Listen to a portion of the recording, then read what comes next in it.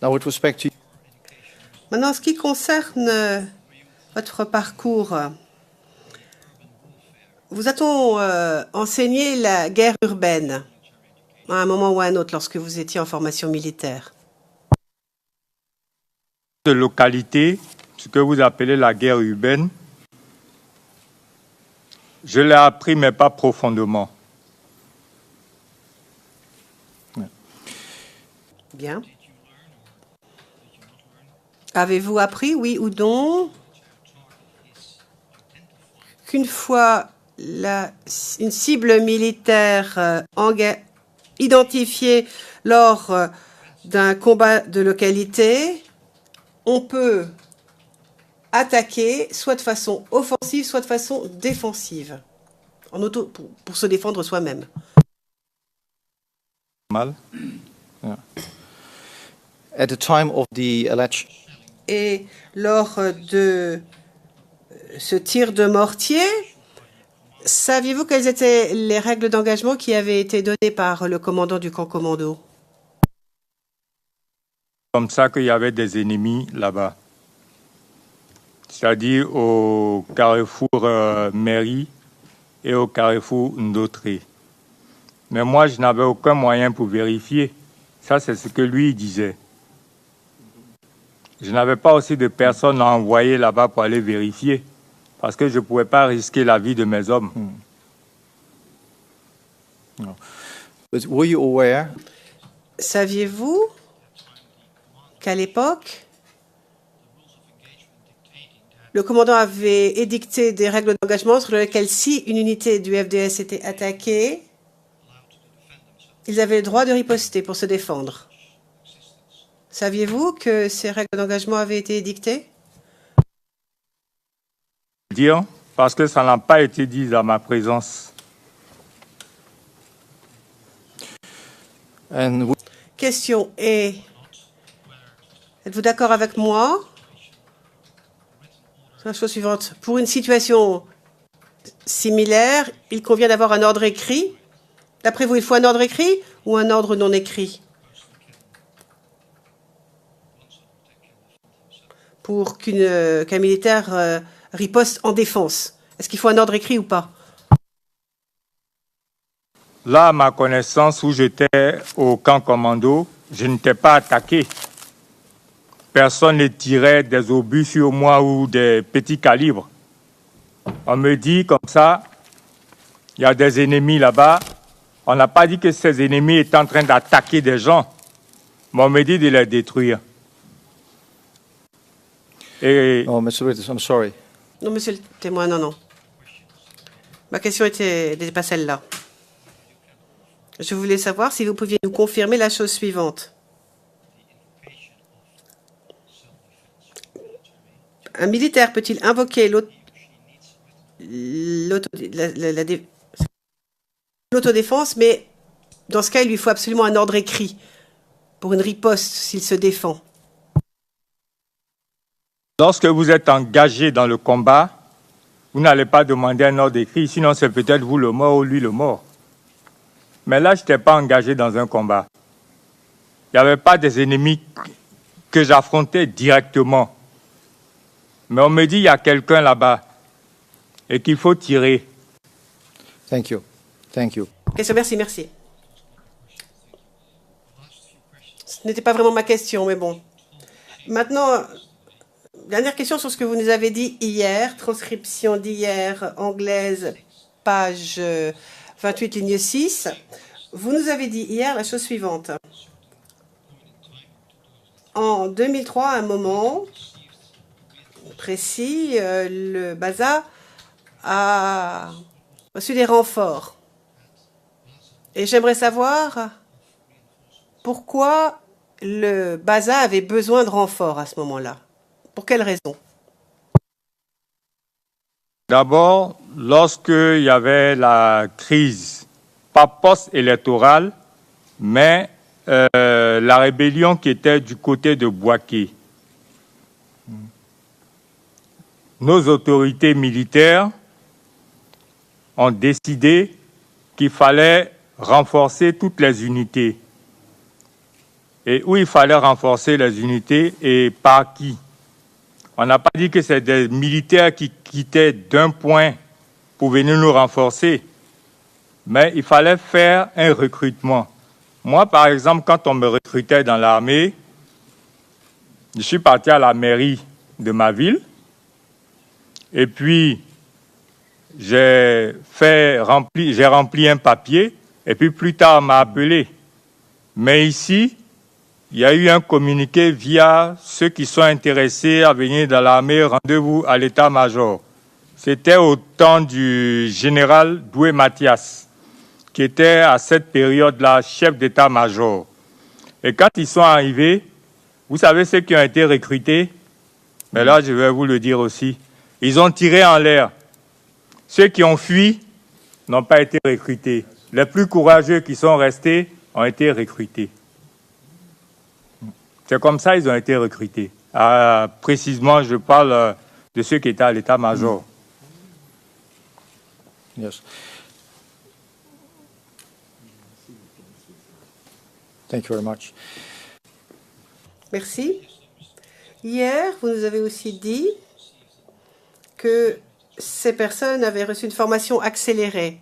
Donc, au lieu d'être formés 90 jours, ils n'ont reçu une formation que de 45 jours.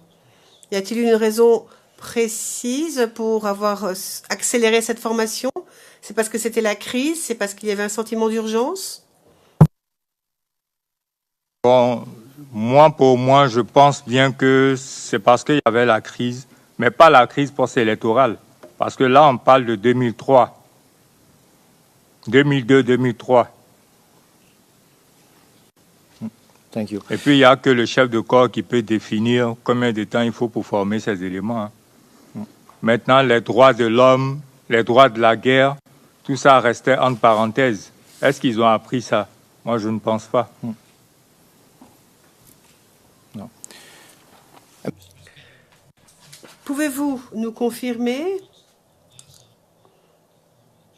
si le BASA, ou si l'armée en général d'ailleurs, au cours de la crise post-électorale, a reçu des renforts? Par exemple, des recrues venant de la population? Je sais qu'à une période où le président Blaise Compaoré devait venir à Abidjan, il y avait des patriotes qu'on avait habillés en t-shirt, c'est pas orange ou bien blanc ou vert, un truc comme ça, avec des jeans. Et ceux-là, on les a déportés vers l'aéroport. On nous a fait croire que c'était la population qui s'était érigée contre l'arrivée du président Blaise Compaoré, qui devait venir en Côte d'Ivoire. Et en ce moment, je crois que c'était le président Gbagbo même qui était au pouvoir. Voilà. Donc, dire que pendant la crise post-électorale, il y a eu des recrutements. Au fait, c'est seulement ces derniers-là que je voyais là-bas souvent. Yeah. Monsieur le témoin, dans votre déclaration au paragraphe 83, votre déclaration antérieure auprès du bureau du procureur, vous avez dit la chose suivante.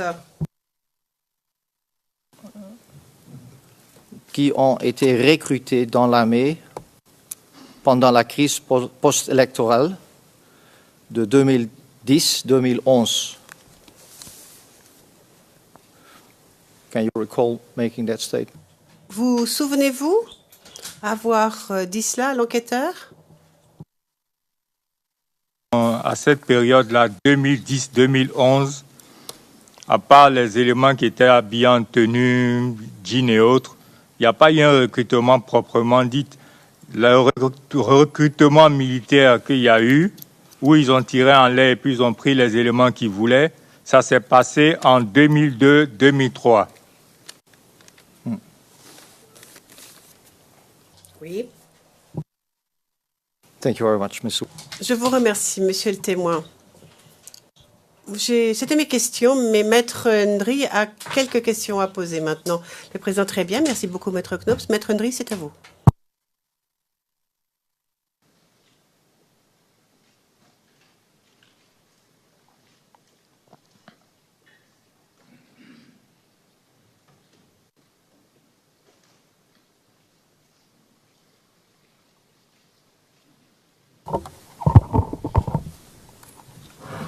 Bonsoir, monsieur le témoin. Monsieur Maître, bonsoir. Je suis Maître André Claver, Quadio, avocat au barreau de Côte d'Ivoire. Je vais donc continuer de vous poser les questions pour l'équipe de défense de M. Charles Blé Goudé. Ma première question que je voudrais vous poser, monsieur le témoin, lorsqu'en Côte d'Ivoire, deux Ivoiriens se parlant disent par exemple ceci: donne-moi ton téléphone ou donne-moi ton cellulaire. Donne-moi ton téléphone ou donne-moi ton cellulaire. Est-ce que cela peut être interprété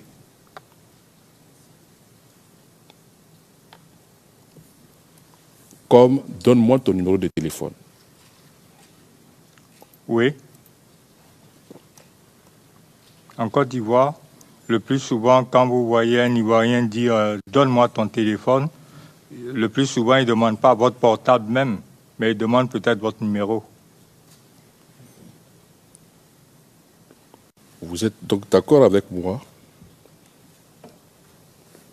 que l'expression pour dire donne-moi ton numéro de téléphone, les Ivoiriens ont l'habitude de dire donne-moi ton portable ou donne-moi ton cellulaire. Je suis entièrement d'accord. D'accord. En rapport avec ce que vos autorités militaires vous reprochaient, à savoir que vous avez donné votre téléphone à M. Kwasi Patrice, qui était au Golf Hotel,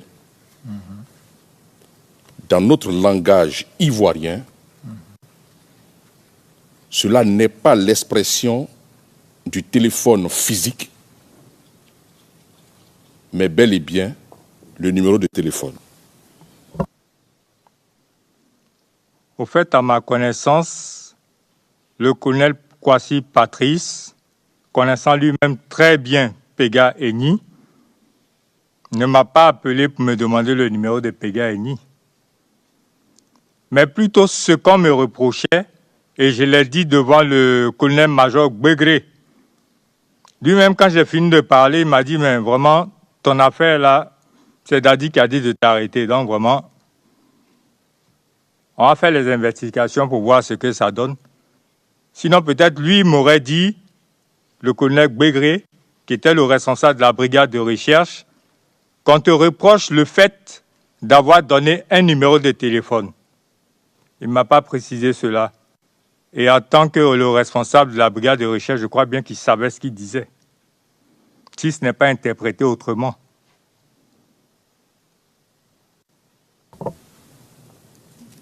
Monsieur le témoin,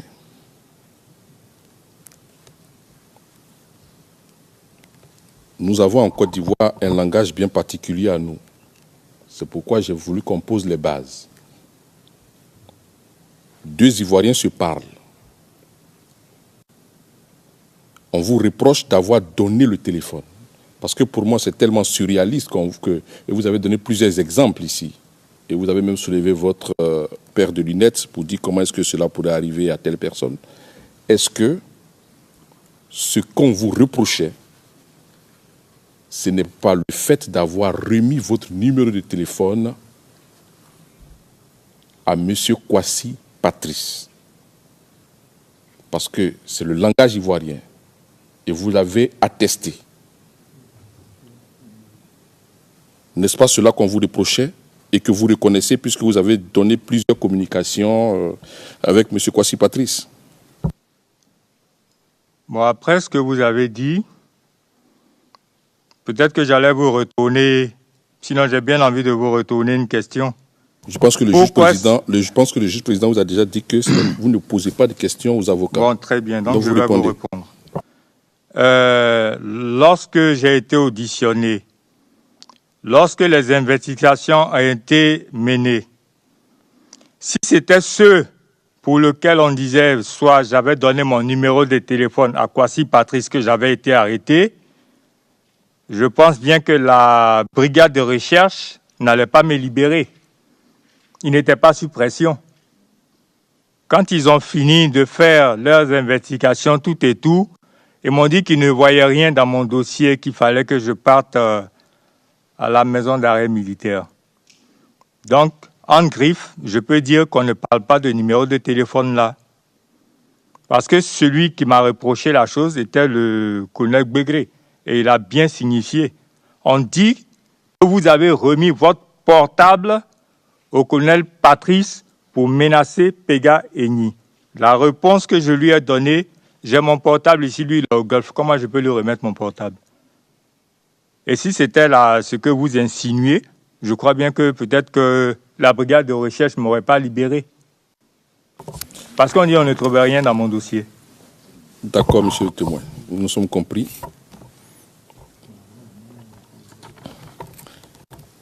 Monsieur le témoin,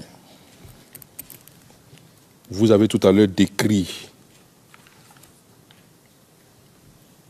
les conditions dans lesquelles les recrues de 2002-2003 ont été donc sélectionnés, à savoir un coup de pistolet dans l'air, et ceux qui sont restés ont été sélectionnés. D'où est-ce que vous tenez cette information? Vous savez, très peu de choses se cachent dans notre pays. Lorsqu'il y a eu un recrutement, tout le monde cherche à savoir comment. Et même pas vous ne pouvez me dire le contraire. Leurs rumeurs, sinon tout le monde le disait, eux-mêmes le disaient, c'est-à-dire ceux-mêmes qui ont été recrutés le disaient. Donc c'est normal que moi aussi je le dise. D'accord. Hier, vous avez fait une répartition par taux des ethnies qui composaient donc ces recrues.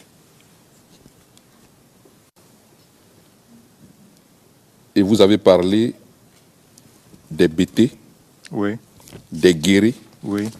de Kroumen, de gens du Sud et les Ébriers. Vous vous rappelez? Tout à fait. Donc, à vous entendre, cela veut dire qu'en fait, lorsqu'on a tiré donc les pistolets en l'air, majoritairement, ce sont les Bétés, les Guérés, les Kroumen et les gens du Sud qui sont donc restés. À ma connaissance, les patriotes étaient de ceux-là. Le nordiste qui allait aller se mettre parmi les patriotes, il cherche quoi? Vous êtes sûr qu'il allait s'en sortir? Et même peut-être qu'il y avait quelques-uns, mais très peu. Monsieur le témoin, je ne sais pas si ma question était précise. Je veux dire, par rapport à ce que vous avez dit, j'ai dit, ceux qui composent donc ce taux majoritaire, ce sont ceux qui sont donc restés. Lorsqu'on a tiré le pistolet. Lorsqu'on parle de taux majoritaire, moi, par exemple, quand les éléments sont arrivés à Kouédo... Non, monsieur le témoin, on va y arriver. On va y arriver. Oui, mais je veux vous parler d'un taux majoritaire. Non, non, ça fait partie d'un point. On va y arriver. Okay. Je dis simplement, par rapport à votre mode de sélection, c'est ceux qui sont restés qui ont été donc sélectionnés, n'est-ce pas? Oui, c'est ce que je crois bien. D'accord.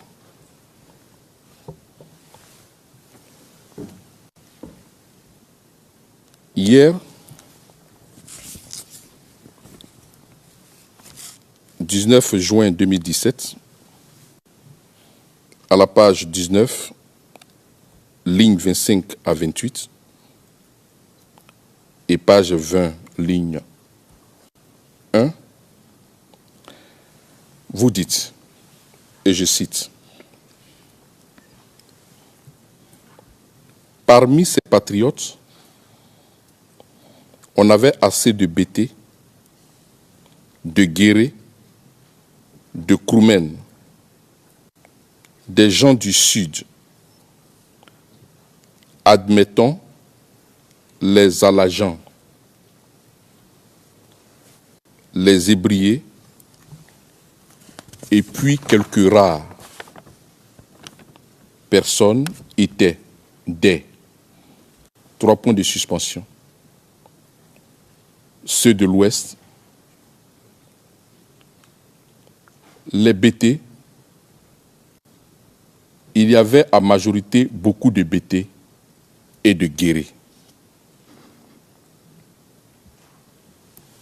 Fin des citations.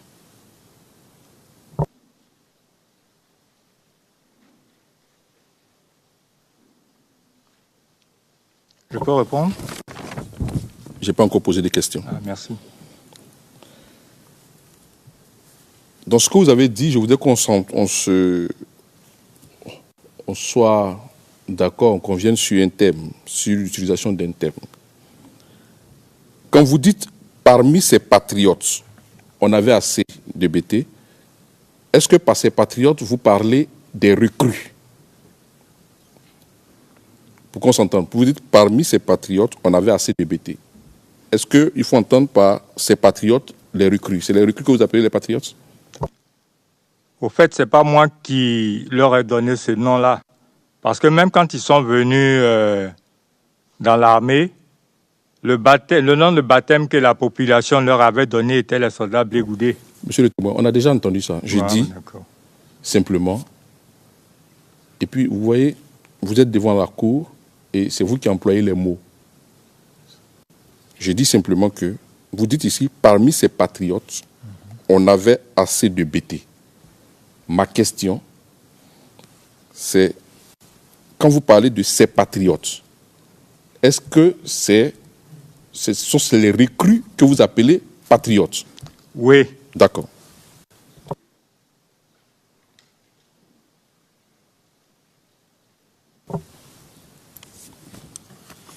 Vous avez dit tout à l'heure que lorsqu'il y avait la situation de crise, vous ne parlez pas de la crise post-électorale, mais lorsque la rébellion armée avait attaqué la Côte d'Ivoire, les autorités militaires ont donc lancé ce mouvement pour recruter. D'accord. Ma question est celle-ci. Était-ce pour pallier à une insuffisance de soldats au niveau de notre armée? Oui ou non? Je pense bien. Que oui? Oui. D'accord.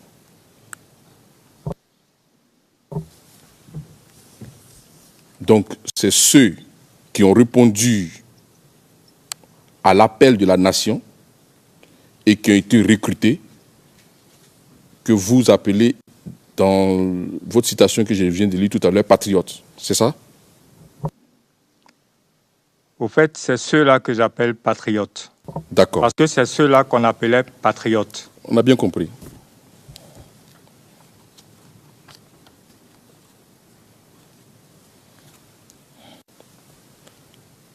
Vous avez dit ce matin que vous n'étiez pas dans l'administratif.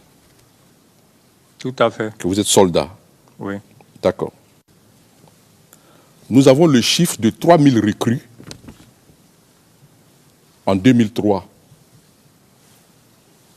Ma question, vous qui n'êtes pas dans l'administratif, comment vous faites pour savoir ou bien pour faire cette répartition ethnique? C'est tellement facile. Quand vous êtes au milieu des gens, selon la langue qu'ils parlent, vous, par exemple, je ne vous connais pas, je ne vous ai jamais vu. Mais si on me demande d'où vous venez, je dirais que vous venez du centre de la Côte d'Ivoire de par votre nom. Donc, on connaissait à peu près la langue que chacun parlait. Et quand beaucoup d'hommes s'expriment dans cette langue-là, moi, je dirais quoi? C'est seulement ce que je pouvais dire.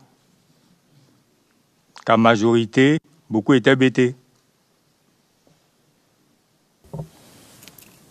Donc vous avez eu accès à ces 3000 personnes? Dire que j'ai eu accès à ces 3000 personnes, ce serait trop dire. Mais précisément, ceux qui étaient à Kwedo, beaucoup parlaient BT.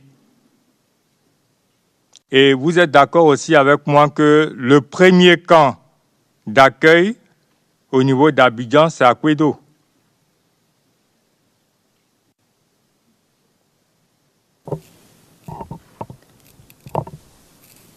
Ils étaient combien? L'échantillon qui a constitué votre étude de répartition. Bon, je ne pourrais vous donner des chiffres parce que je n'ai pas les statistiques moi-même. Mais moi, c'est selon les gens qui parlaient, c'est par rapport à ça que moi j'estime. Monsieur le témoin, nous sommes devant la Cour pénale internationale pour une affaire assez grave. Vos affirmations, quand vous faites une répartie, vous dites qu'il y a eu un recrutement dans une nation et que vous venez devant la chambre de la Cour pénale internationale pour dire que voici la répartition ethnique des recrues. Vous êtes donc capable de nous dire sur quel échantillon vous avez travaillé. Ils étaient au nombre de combien, ceux qui ont constitué votre échantillon pour établir cette répartition ethnique? Comme je vous l'ai dit, je ne serai pas capable de vous donner le nombre parce que je n'ai pas les statistiques. Mais moi, je sais que dans mon pays, pour venir dans l'armée, on passe par la mairie où on va s'inscrire ou dans les sous-préfectures. Vous connaissez un seul qui est passé par une mairie ou par une sous-préfecture? Je ne pense pas. Si vous connaissez, donnez-moi les chiffres. D'accord. Tout à l'heure, de votre propre bouche, vous avez parlé d'une situation exceptionnelle qui avait donc nécessité ce recrutement. La Côte d'Ivoire est attaquée. Est-ce que nous pouvons donc, dans ce cas-là, nous trouver dans la situation ordinaire de recrutement? Pourquoi pas? Il y avait quelle urgence? Est-ce que je peux continuer? Non, c'est bon, c'est bon. Il n'y a pas d'urgence, c'est bon.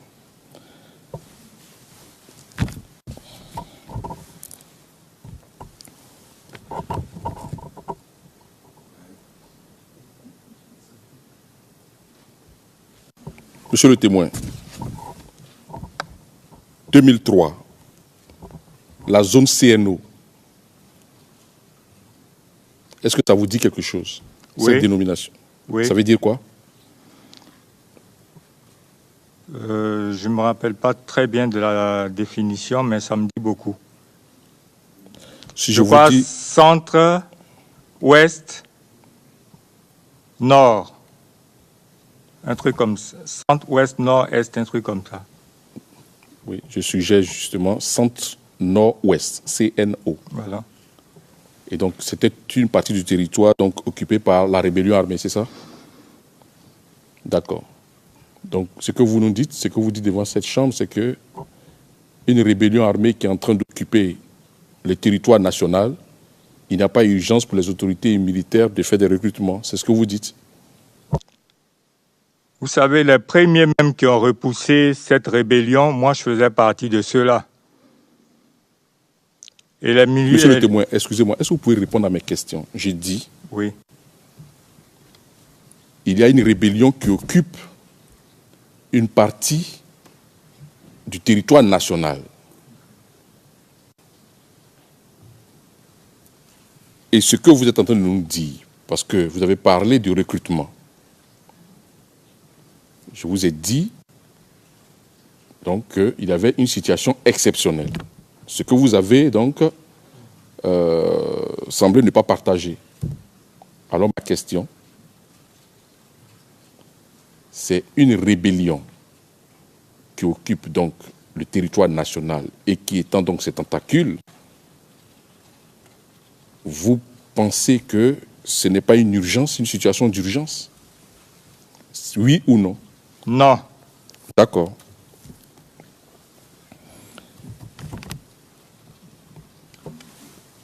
Monsieur le témoin,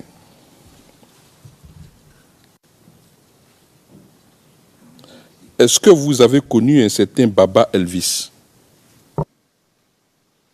Oui, je connais un certain Baba Elvis. Je connais un certain Elvis, mais Baba Elvis, je ne me rappelle pas trop. Vous l'avez connu où? Je l'ai connu à Kwedo, Elvis. Qu'est-ce qu'il est devenu aujourd'hui? Bon, je ne saurais vous le dire, parce que je ne sais pas.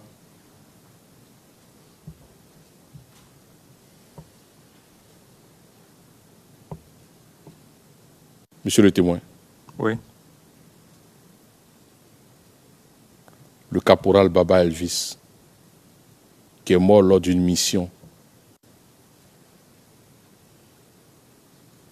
du bataillon Baza, vous ne savez pas qui c'est? Si je vois maintenant, si je ne me trompe pas, est-ce qu'il ne fait pas partie des morts au niveau de, comment dirais du Golf Hotel, ou bien, je ne sais pas, un truc comme ça. Je ne me rappelle plus très bien où il est mort, mais je sais qu'il est mort.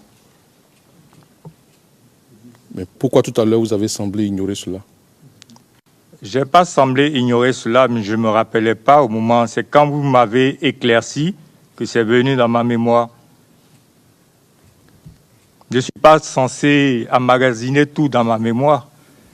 Même si on dit que l'homme utilise que peut-être 10% de sa mémoire, mais emmagasiner tout, là, vous imaginez un peu. J'ai moi-même mes préoccupations. Hein. Un de vos collègues décédés? Mais Baba Elvis, je vais vous dire quelque chose. Peut-être que vous ne savez pas.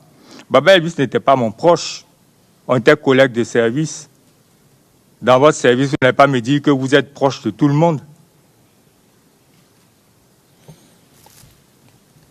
Bon. Je ne vais pas ajouter quelque chose pour dire que... Bon, bref. Votre mission à la MACA, pendant cette mission, d'abord, ça a été quoi? Vous en avez parlé hier, vous avez dit que vous avez appris que les prisonniers voulaient s'évader. C'est bien ça? Ça, c'est l'information qu'on nous a donnée au bazar, au cours du rassemblement, avant même qu'on parte à la mission. D'accord. L'information complémentaire que nous avons, qui peut être fondée ou pas, mais l'information en tout cas complémentaire que nous avons, c'est que ces prisonniers devaient être libérés par le commando invisible. Est-ce qu'on peut ajouter cela comme information que vous avez reçue? Le commando invisible. C'est vous qui me l'apprenez. D'accord. Monsieur le témoin, est-ce que vous pouvez nous donner la date de cette mission à la MACA, à peu près? Je ne l'ai pas en mémoire. Je vais donc prendre votre déclaration pour vous rafraîchir la mémoire.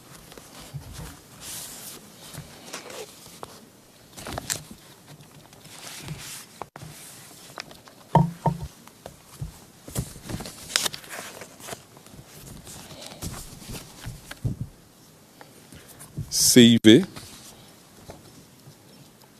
OTP 0028 04 95 page 15. Je cite le témoin. La première, paragraphe 97. La première mission que j'ai effectuée pendant la crise était la sécurisation de la MACA.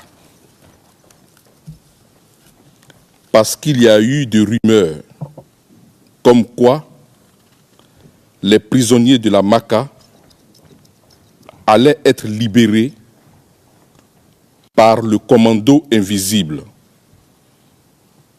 Donc, on nous a confié la sécurisation de la MACA. Fin de citation.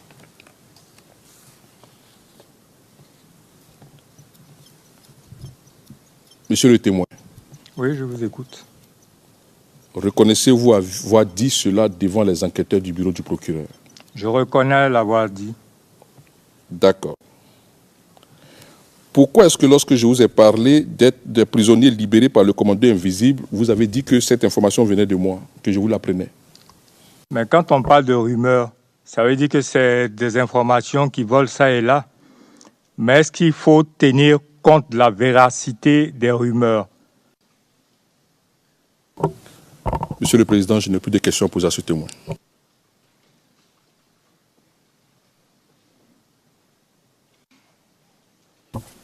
Thank you very much. Le juge président, je vous remercie infiniment. Ainsi s'achève donc Maître Knops. Pardon, Monsieur le Président, effectivement, l'équipe de Monsieur Blégoudet en a terminé. Le Président, merci. Je vois que vous avez fini votre interrogatoire. Comme promis, je fais référence au temps que vous pensiez devoir consacrer à votre interrogatoire. Je m'adresse maintenant à Madame le procureur. Est-ce que vous voulez avoir la parole pour poser des questions supplémentaires? Madame Pack, une question supplémentaire, s'il vous plaît. Le Président, oui, allez-y. Madame Pack, rebonjour, Monsieur le témoin.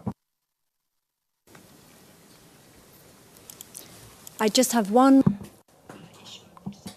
Je souhaitais revenir sur une question qui découle d'une question qui vous a été posée par l'équipe de M. Gbagbo, par Maître Altit précisément. Et vous avez apporté votre réponse. Il était question de Patrice Kouassi.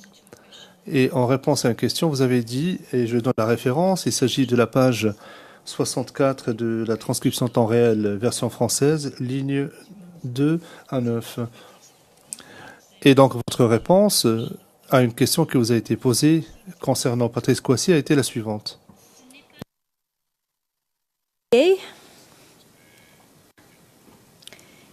Il m'avait dit quand j'effectuais des missions, il m'avait demandé de lui dire pour qu'il puisse donner des conseils.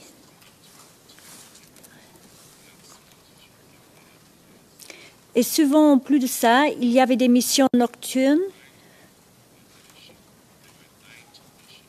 que nous, on n'avait pas droit de participer. C'est-à-dire, Daddy prenait ce qu'on appelait le contingent Blégoudet et il sortait nuitamment.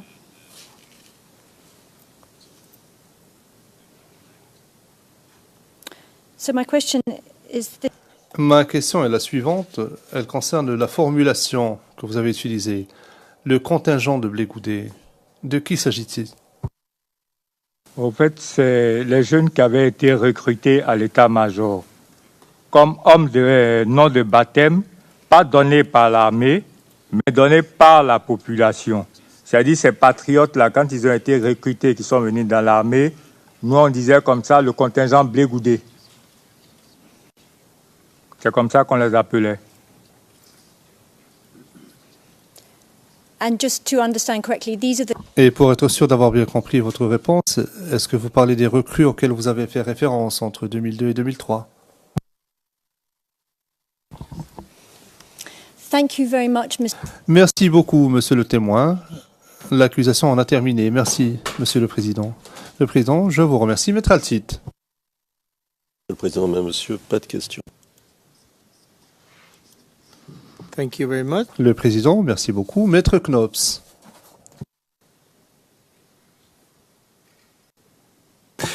Maître Knops, pas de questions, Monsieur le Président. Le Président, je vous remercie. Monsieur le témoin, je peux vous annoncer maintenant que votre déposition devant la Cour pénale internationale est maintenant terminée. Vous pouvez rentrer chez vous. Merci infiniment d'avoir accepté de venir témoigner. Je vais demander à Madame l'huissier de bien vouloir accompagner le témoin en dehors du prétoire. Merci.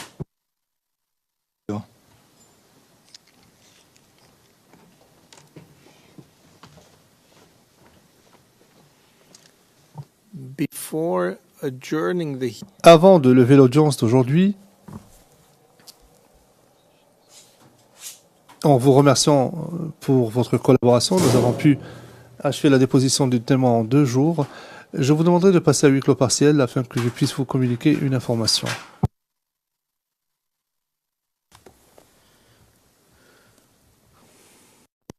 Nous allons avoir un programme très chargé au cours des prochaines semaines et jusqu'aux vacances judiciaires. La semaine prochaine sera très chargée. Nous aurons 14 journées d'audience avant les vacances judiciaires et nous avons 9 témoins à entendre d'après la décision qui a été déposée le 7 juin. La Chambre est déterminée à s'en tenir à ce programme et évidemment cela ne sera possible qu'avec le concours des parties. Si besoin est, nous siégerons en horaire prolongé si cela s'avère nécessaire. Mais en tout état de cause, la Chambre s'attend à ce que vous soyez très précis dans votre gestion du temps qui vous est alloué. Cela signifie que les questions doivent aller droit au but, sans vous éparpiller, sans vous étendre sur des sujets qui ne sont peut-être pas nécessaires. Mais pour respecter le calendrier, la Chambre devra être très stricte et elle le sera. Ceci étant dit, je lève donc l'audience et nous reprendrons lundi prochain, mardi prochain à 9h30. L'audience est levée. Vous levez.